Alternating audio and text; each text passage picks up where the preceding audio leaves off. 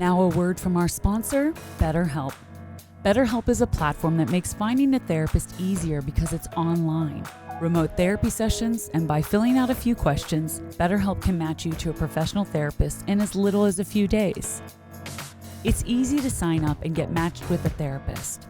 Click the link in description and receive 10% off your first month of BetterHelp. And by clicking that link, you support this channel.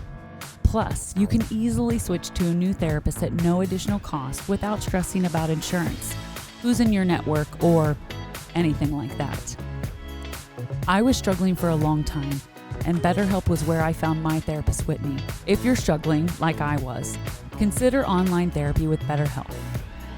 Click the link in description or go to betterhelp.com/altereagle. That's betterhelp.com/altereagle. There's no better time than now to start your mental health journey. Thank you again, BetterHelp, for supporting this channel. Hi, welcome to another episode of Alter Eagle here, 2025. Welcome to the new year.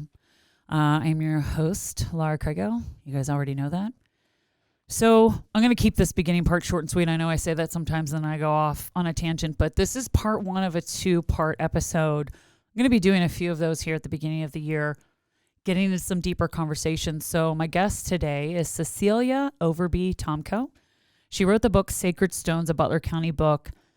This book is just sprinkled with history and story and romance and life. And I'm really, really excited to get into it. So we sat down here just a moment ago. She left and we had such a wonderful conversation. Cecilia and I actually met at Improv at Hobnob Theater here in Butler. And she is just someone who just always is such a light. I told her that her eyes actually smile. I don't know if you've ever noticed that about someone before, but there are certain people, they have these eyes that like smile. She's a beautiful human being. She is a very religious woman. She just has such a good heart, and she's open to having conversations with me. There was a lot of things that we sort of, and I don't even know if I want to use the word agreed on, but saw eye to eye on and recognized in the same way. However, we didn't really get into this or that when it came to the deeper conversations as far as politics and religion go, which is where we go in our second part. So the first part here is just really kind of talking about the book, the inspiration behind the book, her process behind the book. She got into some character stuff with an experience that she had and had never experienced before. And I just found it so fascinating how she put the book together. She's already working on her second book. So we're going to jump right into this episode today with Cecilia Tomko. So if you are looking for the book on Amazon, you just put her name in. The link is actually here in the caption as well. But let's get into it. Happy New Year. Welcome back. What I found with doing this podcast is even though it's been a little difficult at times to find people to come on, there's times where the people just continuously like reach out to me and sort of flood in. And I like how everything flows just so effortlessly, naturally in what we are talking about. If that makes sense. I had no idea what your book was about, obviously, and I haven't read it yet. So I just want to be honest with everybody. So I'm sitting down today with Cecilia Tomko. Sacred Stones is a Butler book. It came out this past November. It's your first book. I'm going to give a little, about the author that's on the book. But what I find so fascinating about how you did this story from what we've discussed is how you took real history from Butler, right? And then you kind of turned it into this. It's not what is it classified as? Good question. So I hashtagged it online as both historical fiction and also Butler history, and also just drama fiction, Christian fiction, because it's not traditional historical fiction. It's not just set in one time period and the whole narrative transpires there. It is modern in 2022, and it flashbacks to a time period between 1902 and 1929. And then when relevant, I kind of took a topic and wrote a paragraph or two what I call little rabbit trails or roots that go down to just reveal a little more thing that didn't necessarily, it wasn't necessarily needed in the narrative, but I think it just enhanced the experience for the reader to learn more about the context and the area. Yeah. And not originally from Butler, so we'll talk about that. Cecilia Tomko was raised in Northern Virginia, the daughter of Norwegian immigrants. She earned her degrees in English and teaching at UVA and spent many years as a singer-songwriter in Savannah, Atlanta, and Nashville, creating 2 independent albums. She authored a musical entitled Cecilia, the Saint of Music, in 2014 and has worked primarily as a worship leader while homeschooling her 4 children. In 1999, Cecilia married Christopher Tomko, a designer and inventor, and they moved to his hometown of Butler, Pennsylvania in 2010. Sacred Stones is her first novel. Welcome. Thank you. Glad to be here. I have to just ask you, so your husband's a designer and inventor. So what has he invented? Can you tell me? He worked for companies that he helped design and invent toys originally.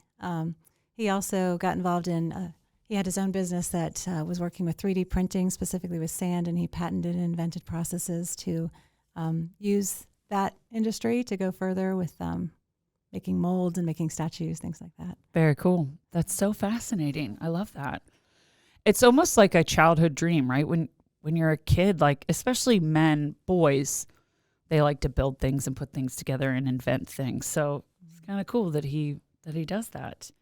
So as we're talking about, your background and everything like that, talking about the book, we want to start talking about this book. So tell me a little bit about what Sacred Stones is about, and then let's talk about what inspired you to write this book.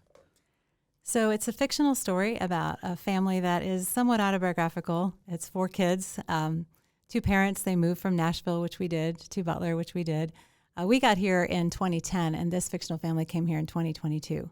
Their kids were 10, 8, 6, and 4 at the time. Mm-hmm. And so the oldest daughter, his name is Caroline, is named after her great-great-grandmother. And so the book is kind of an unraveling of some dark family history, particularly her great-great-grandmother's father. And that's all fictional. However, I merged in a lot of things that did transpire in Butler and was really excited as I came up with my storyline. It initiated really with the desire to just see a renaissance in Butler, especially buildings like the Pullman building that's been empty for so long come back to life, the Bantam area. It's just my heart's desire to see Butler come back to its full potential, where just the beauty and the entertainment and the industry is here and the people are thriving here. So when you talk about the Pullman building, throughout the book, I noticed for each chapter there's artwork, mm-hmm. and these are all locations in Butler County, correct? Most of them, yeah. There's a few like with people that are fictional. Okay. So did you always see that in your mind? I don't know if I'm a visual person, so when I start to, whether it's dance or writing or even podcasting, I'm very visual in what I think I want to accomplish or what I want to achieve. So when it comes to writing a book, obviously most people think the cover, correct? But then knowing that you wanted to have those in there, I guess my question is, was that something you always knew that you wanted to have those? And how did you come about? You talked about finding someone that could actually draw them right for you. It was my husband first that was like, you really should put these pictures in. And the more I thought about the books I loved, especially through my teen years and young adult years, I just loved starting a new chapter, having a new image. I tend to stop reading between chapters. And so when you open it up again and you have an image there to draw you in, I just think it's powerful. So my sister-in-law is a graphic artist. She's incredibly talented. And she did that for me for very, just incredibly fast and reasonably. I took a lot of pictures and sent them to her. And I think her process was that she altered them on the computer, but then she actually printed them out and hand touched them up before she digitized them. I just really love how raw they are. It almost looks like charcoal. Like if an artist was to take a canvas and use charcoal. Yeah. That's what it sort of looks like to me. And I do appreciate the simplicity of it as well. Inspiration wise, whenever someone's writing a book, I think a lot of people have the idea of like wanting to write a book, but coming to this storyline, you weren't excited about moving to Butler, right? That's true. Which I love that, but now you love Butler, and that's part for the inspiration behind wanting to write the book, correct? Yeah. But just take us a little bit deeper on there's such discipline behind writing a book, right? From start to finish. And I was always told when you're writing to sit down, write so much, whether it's like 100 words a day or write for an hour, but then don't go back and try to rewrite that. Just keep writing from there. But you've said in your mind, what's interesting is that the times that you did write, even afterwards, when you would go back and reflect, you think, I could have done that totally different. Mm-hmm. So it's such a difficult process because I'm sure you could have written how many different versions of this. But just take us a little bit deeper to the inspiration and then the moment you finally just started doing it. And there was a little bit of, I don't want to say drama happening in your life, but there was a lot of turmoil maybe. I'm not sure exactly what word, with sort of skirting around it for privacy reasons. But whenever we're going through something, whether it's traumatic or stressful or creating anxiety in our lives, we have to find an outlet for it. And your outlet was writing. Mm-hmm. So I'm going to let you talk now. Okay. So as I mentioned to you the other day, I used to live in Savannah, Georgia, and I moved there in 95. A book had been written in 94 that was very transformative for the town because it turned into a movie, and it basically reopened what was a boarded up district called Broughton Street. And so to see that happen because of a book it just stuck in my mind. And the first time I ever visited Butler in 1998, I said to my husband, my fiance, I said, someone needs to write a book about Butler. Like, as you've mentioned, I've written shorter things like songs. I've never written anything long, so I didn't think it would be me. Mm-hmm. But I said this to several people over the last 20 years, like, someone should write this book.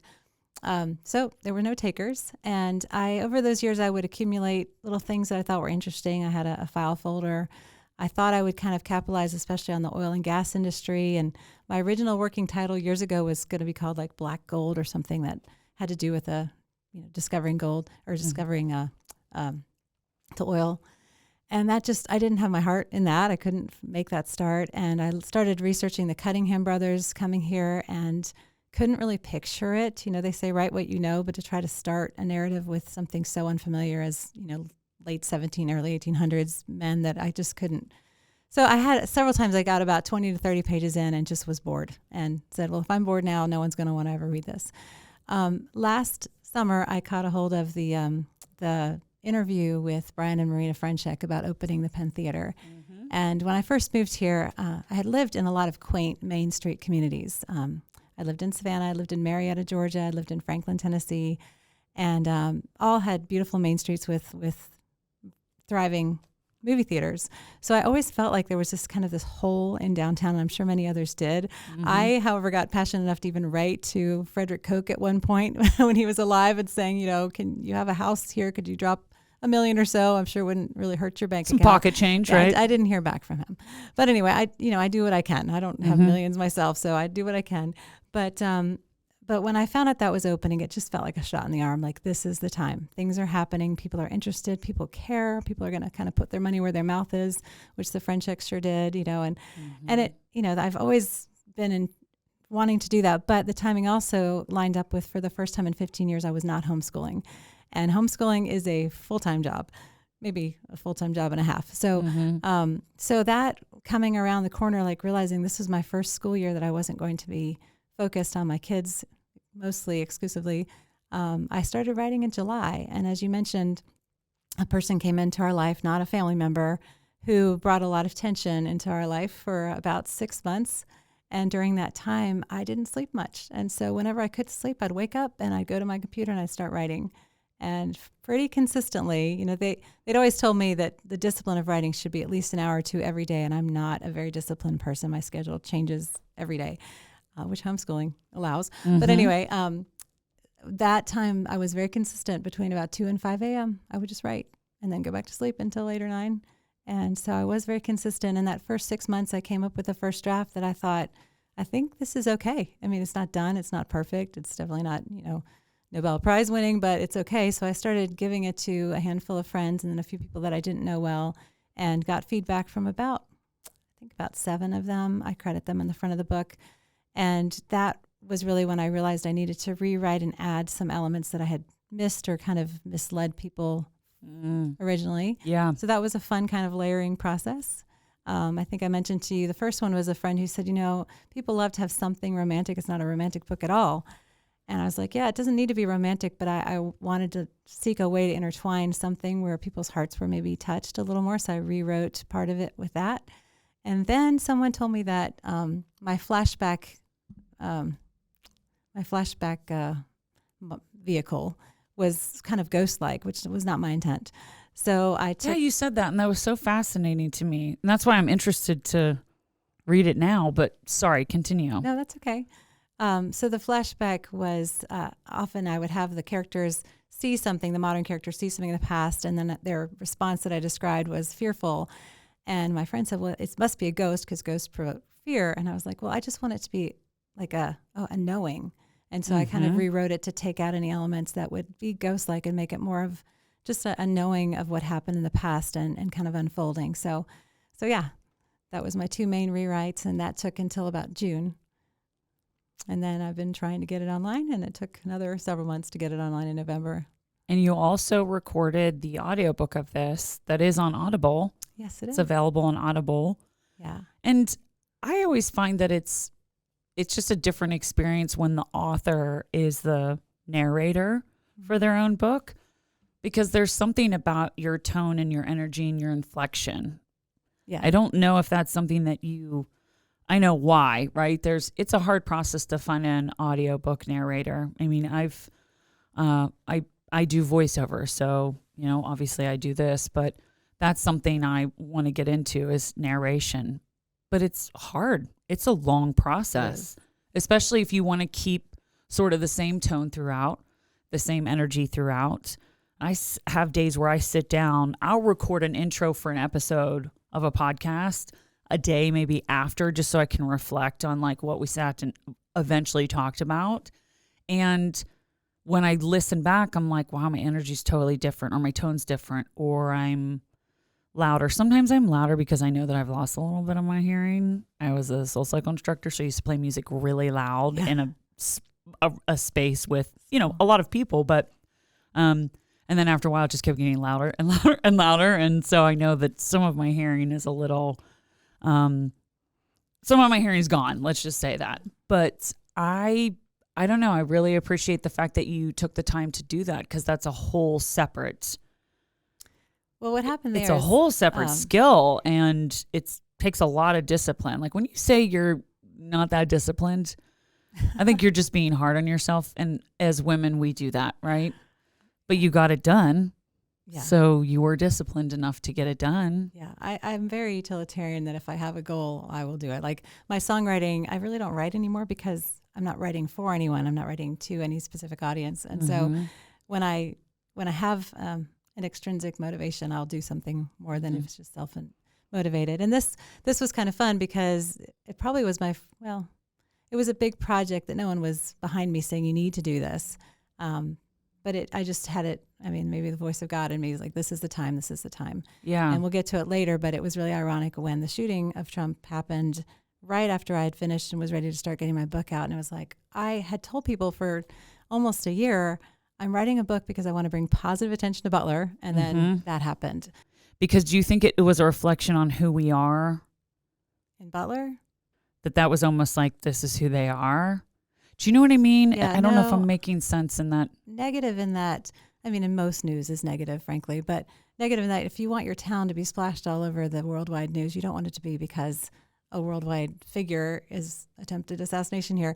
There were years ago, actually, the Smithsonian magazine, if you know this, put Butler in as one of the top 10 small towns in America. That's the kind of positivity that we love to see. Absolutely. And I actually mentioned that in my book because when we left Franklin, people are like, why are you moving to, where's Butler? And I would pull this magazine out and say, okay, we're going someplace, pretty neat. I always kind of joke that the whoever picked Butler in the top 10 probably never physically came here at the time. He probably just looked at the studies of like, we have a symphony and we've got 4 movie, theater companies, all these great things on paper, but visually, Butler didn't look as great as some of the other small towns they recognized in that article. So it was kind of funny to come and see it. And I'm sorry, I feel like my question seemed almost a little ignorant asking you that, because I should have been able to sort of one and one together, to make two, to recognize that. I think for me, it's still a little overwhelming that happened for a lot of different reasons. I agree with you that that's not the attention that we want. Right. It's weird now because a lot of people, we would always say, when people would ask where you're from, we would always say Pittsburgh. Yeah. North of Pittsburgh. I typically would respond that way, and a lot of people felt that way, and people now say, well, I'm from Butler, PA. And if you say that and people don't know, that's almost as shocking, right? As having that be the reason why people should know where that is. Right. It's like, wait, are you not paying attention? And why aren't you paying attention? So that's a whole separate conversation. Right. I've definitely come across people I've met people in my lifetime who are like, oh, I didn't vote in the last election. And that just boggles my mind. So it's good for people to hear if anyone else is feeling that, right? Mm-hmm. Feeling that that's not what we want to be known for. Of course, that's not what we want to be known for. I think the attention that came afterwards too, even with the traffic and the people that would stop there just to look and see, that to me is that was upsetting. Yeah. That someone would want to come. Although, as a kid, we went to Gettysburg, and, I went to which theater was it that Lincoln was? Forest Theater. Yeah. Yeah, we're very voyeuristic. We want to experience something with our visual. So I guess it does. Yeah, it's funny. I didn't release this, but I had written a song years ago called Near Misses, and it was about an event where I almost got sideswiped on the highway, and I took that as the first verse, and the second verse as a child with a near-death experience. And originally I wrote the bridge about 9/11. I wrote the song so long ago, but it never really fit right. And then when this happened, I was like, oh, now I have my bridge for this song. Because those near misses, the chorus of the song is that I thank God for near misses because I'm thankful for the realization that how precious this life is. And sometimes you don't realize until you see other people's drama how good you have it or how precious your life is or how you want to live more fully the next day, which I think happened to all of us that were there. Yeah, I'm sure. I don't know if I ever told you this, and hopefully this isn't weird, but you have eyes that smile. Has anyone ever told you that? Not that in those words, but thanks. I've heard that before. I've heard people say that to other people, and I've met people who you seem like you're always smiling. I know that that's not realistic, right? Because everybody has their days. But I don't know. I just you have eyes that. I've been leading worship now for about 14 years, and I really am. I try to be very genuine. Mm-hmm. And so what that means to me is I'm not performing for anybody. So before I ever go up and pick up my guitar, I think to myself, I have the joy of the Lord. I have a joyful spirit, and I want that to be reflected in what I'm doing. Mm-hmm. No, I'm not always smiling, but when I'm up here now, it's hard not to smile at you. Yeah. So no, I just wanted to tell you that. Your process, we got a little bit into that, I think. We talked about your process a little bit, but when it finally finished, you said it was June, and then what happened in July. So after that, were you sort of contemplating like changing anything or thinking that you wanted to rewrite something? Oh, that's where we were. Yeah. So and did that happen? The reason I did the read aloud, the reason I went ahead and did my audiobook, my mother-in-law, whose name is Terry Morning Dove, had written a book and several years ago. And I just kept thinking, I want to do a nice thing for her. So I want to offer to make an audiobook. Mm-hmm. And so before I even started writing my book, I began recording an audiobook for her. I have not a very good home studio, but a little home studio. And it was enough that it got through it's called ACX, their threshold. Very familiar, But yes. I learned the procedure, was grateful for her short chapters and edited and re-edited and got that up for her. So I'd been through that process before with her, knowing I might want to do it with this book. But what I didn't realize is how good an editing tool it is to read your own book out loud.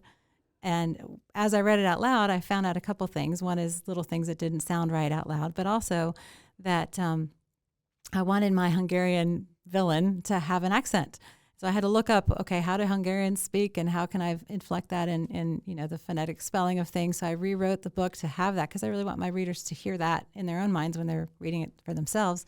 I also realized that I'm not an actress. I could not really effectively carry Wait, hold on. We've done improv together, but go ahead. I'm not a good actress. I can't memorize lines for sure. But I wanted my narration's tone of voice to be different from my mother tone of voice, which is Hannah, the mother, and other people. I had put a lisp in for one of my characters, so that was easy. But to distinguish my mother character, Hannah, I decided to give her a Nashville accent, which I can do pretty well. When I'm down in Tennessee, my kids laugh at me as soon as I go down there. I was going to say, can you pop it out now, or am I putting you on the spot? Well, I can talk like I'm from Nashville if I really, think about it. Anyway, then I also realized it's hard for me to carry a man's inflection, so that all the men probably sound kind of alike except for my Hungarian. But yeah, I did my best, but I really realized in the process how important it is for your words to describe the way people talk and are, because if someone narrates it, which I'd love to get a professional to do it someday, they're going to use that to create their voices. So. Something we learn in voiceover is a lot of people think even just the adding an accent, right? But the pace of something, the tone of something, there could be maybe your character goes up at the end of every single sentence, which sounds like a question mark, but people talk like that, right? You could go really deep. And that's the thing with doing that. I commend you for doing that. I can't wait now I have to listen as well as read. So I tend to talk too fast. My husband's always saying, slow down. And at first I really tried to make myself speak much, much slower, and it was not sustainable. So eventually I kind of found my middle ground, pace, but it was challenging to. It's difficult. Yeah, it's difficult to do stuff like that. When you have characters, it's important that you did that because it does help your listeners, because a lot of people like to listen to audiobooks. It helps them know who is talking. So once you've sort of integrated that character, introduced them, and you sort of set that tone, but then it's being consistent in those. So no, I really commend you for doing that. That's amazing. So your main character, you made your main character a narcissist. You had never experienced something like that before, but you went through a period where you experienced that. Yeah. And whenever you were going through that, when you started really writing the book, why was it important for that character to be a narcissist and for you to be able to write that? Yeah, I didn't put that word on him until I was done with the book. There's really two main characters. There's Adam, who is an immigrant from Hungary, and I project pretty early on that he rejected everything related to God. And essentially, one of the plot lines through my book is that he breaks every commandment. The man just more and more becomes consumed with greed and power, and does some things that get hidden, in this family in the modern times. And the younger character of Caroline, who is 10 at the beginning of the book, she is the one who gets some visions of this and starts to unearth what he had done and who he really was and how it affected her family line. There's an interesting scripture. I can't quote it verbatim right now, but it's actually in the second commandment. It's about idolatry, which is also central to the book. And it says that the sins of the father will carry out to the children for the third and fourth generation.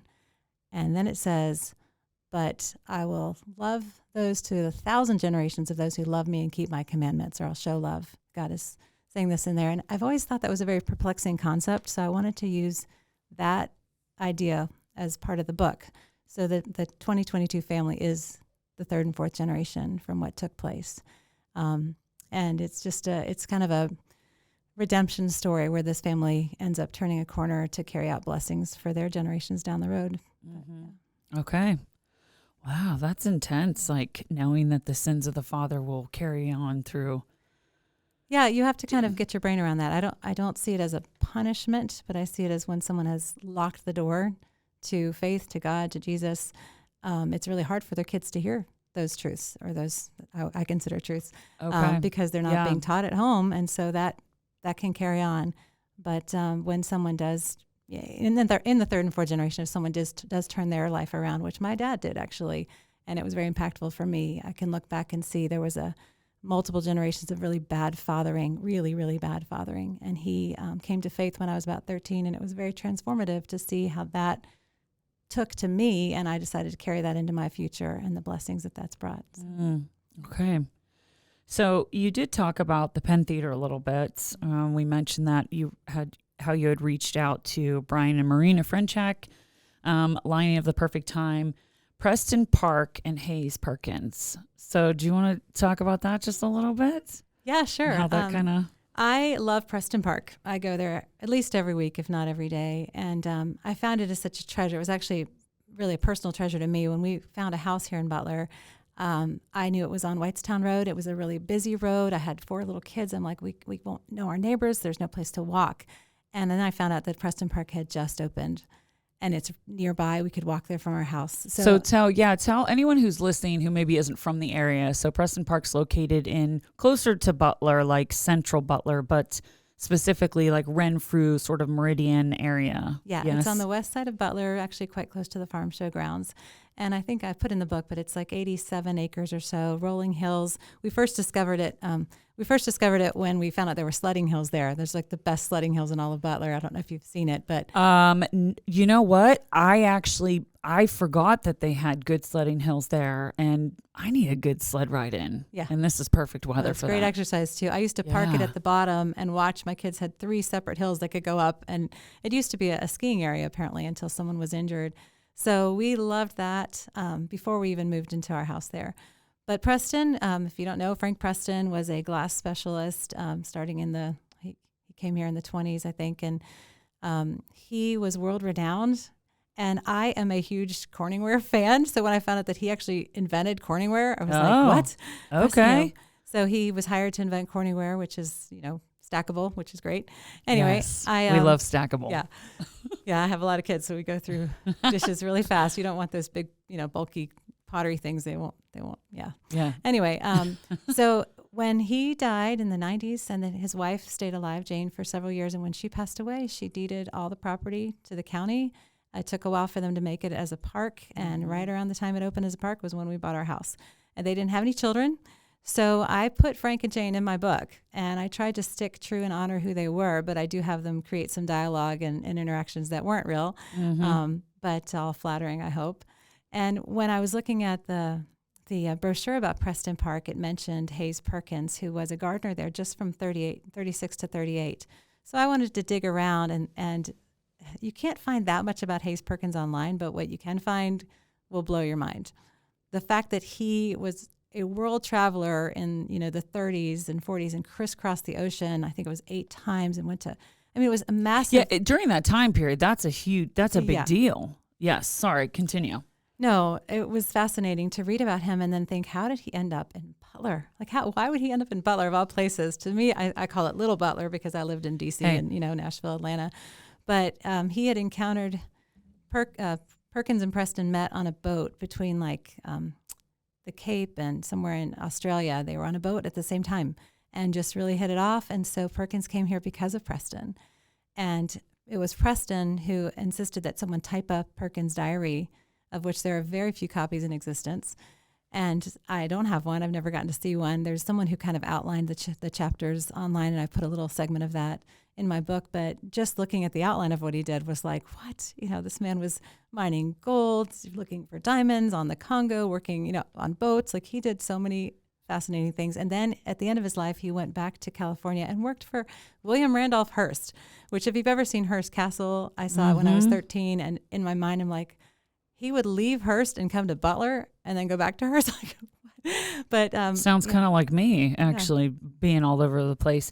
But the books that it was a series, right? Is that what it was? Well, it was so long. It was 2,000 pages long. So when it was created into a book, there was 3 volumes. Volumes, correct. Yeah. And they're only available in, you said Oregon, right? Or for your knowledge, is that it's in Oregon? In a library. In a library in Oregon, and then England, right? Yes.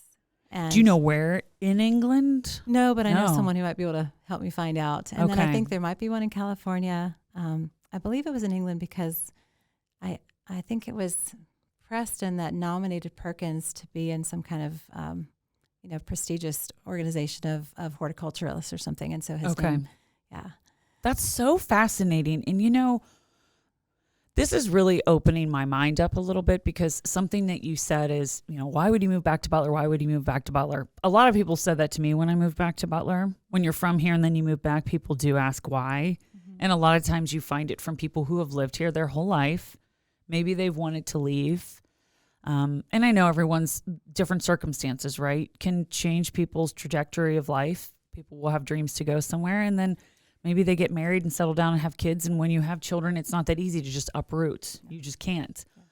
But I do want to encourage people from, you sharing all of this with us, this is just another reason to inspire people that if they want to travel, if there's somewhere you've wanted to go or something you've wanted to see, I'm sort of on this.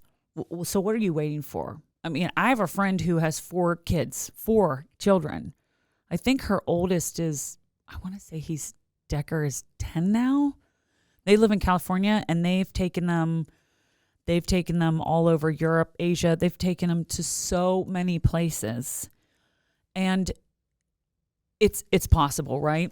Yeah. It's possible. I know that traveling with children is very difficult. We've all been on planes with children, and expensive. So sadly, when I've taken my kids, the biggest trip we took was back to Norway to see family. And my youngest at the time was 8, which I thought, he's old enough to remember this. He doesn't remember much. And he doesn't remember much. Yeah. So, you kind of, it's a little bit of a wasted dollar when they're too young to really see it for what it's worth either. Yeah. I mean, I agree with you, but I also think sometimes maybe it's just that was him. Maybe that was just something that he wasn't excited about, and that's okay. I mean, as a kid, sometimes it's not exciting to go on a family vacation, depending on where you're at. If anyone's watched National Lampoon's European Vacation, those kids weren't really that excited to be on that trip. Now, if you took me, I don't know if I would have been excited as a teenager to go on that trip or not, because I wasn't into history then. We talked about that too, right? How I wish I had been interested in history when I was in high school and that I had paid attention. It's interesting how you evolve as an adult and then you start to become fascinated with these things. And maybe it's because we are getting closer to our own mortality, and it's starting to think about, what am I leaving behind? What type of legacy am I leaving behind? You've already started to do a second book, right? I have, yeah. And that's sort of a continuation of what we have here, correct? In a way? Or yeah, it was unintentional, but it's going to be the same family, but drawing out her next born brother, Jonathan, as the main figure. I love that. Yeah. I love that. Do you already know what you're going to call it, or is it going to be sort of in a series with this same title? Or do you know, or do you not want to say? I'm going to hold that off. I have an idea, but if it doesn't feel right at the end, I'm going to change it. So yeah. But it'll pick up around 1930 and probably go through World War II, maybe a little further. So we'll see. Very poignant time in history. Mm-hmm. It will be really interesting to me to hear the history from that time period, from this area, because I don't know about you, but every time I think of World War II, I think of Nazi Germany. Right. I do. My brain just goes there. My brain goes to the Holocaust. It goes to all those things that are not positive things, right, to think about. But unfortunately, life was going on all over the world while that was happening. So it will be really interesting to hear. I have one elderly friend right now. He's 101. I'm going to sit down with him and pick his brain about what it was like here. If there was fear, my mom actually recalls, and my dad did too, because they were in Norway and there was occupation there. So I grew up knowing a little bit about what the trauma was like to be right there where there were occupied places. Wow. So Germany Norway wasn't exactly neutral, but they remember as children, the Germans basically took over their property or their houses. My dad had a Nazi put him on his shoulder and swim across a lake. He didn't speak German. He didn't know what was happening. And he said, in hindsight, I think he probably just missed his little kid. But for my dad, it was terrifying. Of course. Yeah. So something that we did sort of start talking about, and I as I'm getting into this new year and shifting into some deeper topics, is talking about politics, right? We had a little bit of a conversation yesterday about it. It does come up here a little bit in your book. And you mentioned that you were at the Trump rally. So I kind of want to just start there, if that's okay. If you're comfortable sharing your perspective, and the perspective I would really love to hear from you, for people to hear, is that you were there and you experienced it and then what you saw that came out in the media afterwards. Okay. That's all for today's episode. Join me next week for part 2 with Cecilia Tomko. Thank you for tuning in to Alter Eagle. Join me every Monday for a new episode, and be sure to click subscribe so you don't miss a single episode. Follow us on Instagram at Alter Eagle Podcast. Until next time, stay safe, stay hopeful, stay kind.